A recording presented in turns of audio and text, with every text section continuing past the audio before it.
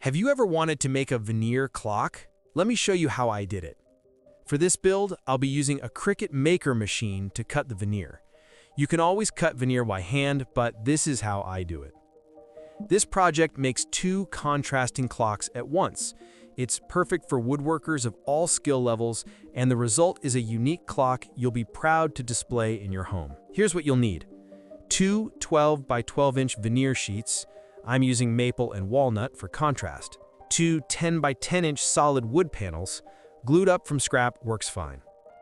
A clock face SVG or template, painter's tape, wood glue, a clock movement kit, and your favorite finish. For tools, you'll need a Cricut Maker with a fine point blade, a saw or router to cut circles, and a round over bit and a straight router bit. The first step is choosing your clock face design. You can find plenty of templates and SVGs online. In Cricut Design Space, upload your image. I wanted mine a little different, so in Photoshop I made two layers, one with just the outline and one with the letters and numbers.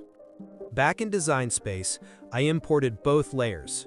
Select all and resize to 8.5 by 8.5 inches. Then unlock the constraints and adjust the numbers to fit the outline. When everything lines up, turn off the extra layers and cut just the outline.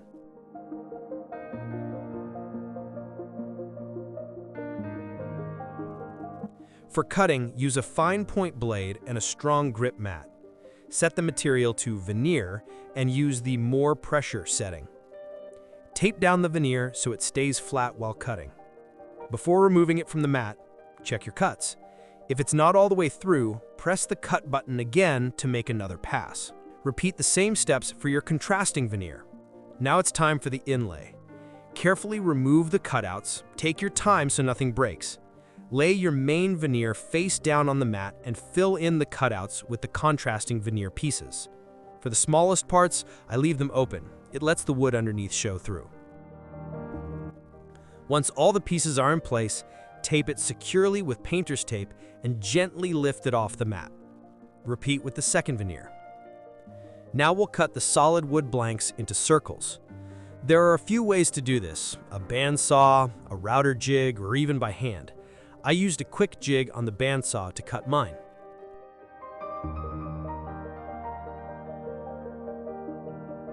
Sand the edges smooth, then use a round over bit to soften them. Drill a 7/16 inch hole through the center and trace your clock movement on the back. Using a straight cutter bit, router recess deep enough for the clock shaft to fit through the front.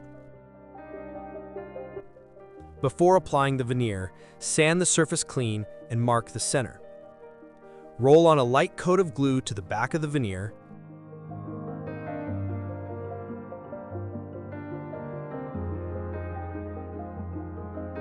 Center it carefully and tape it in place. Do the same for the second clock. Stack them with wax paper in between, clamp, and let them dry. Once dry, remove the tape and lightly sand with 150 grit paper. Be gentle. Veneer is thin and easy to sand through. Finish the clock with oil or a clear coat to bring out the color and grain. Follow the product directions and let it dry completely before assembling.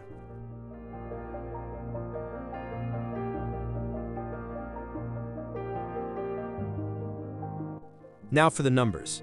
I used chrome gold permanent vinyl for a brass look.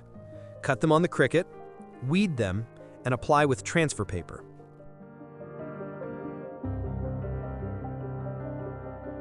Start from the top, center them carefully, and peel back the transfer slowly.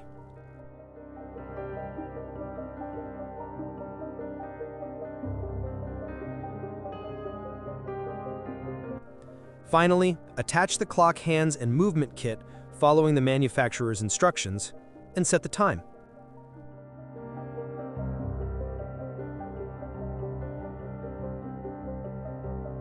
Please leave a comment and subscribe to my channel to see more woodworking projects. Thanks for watching, and I'll see you in the next one.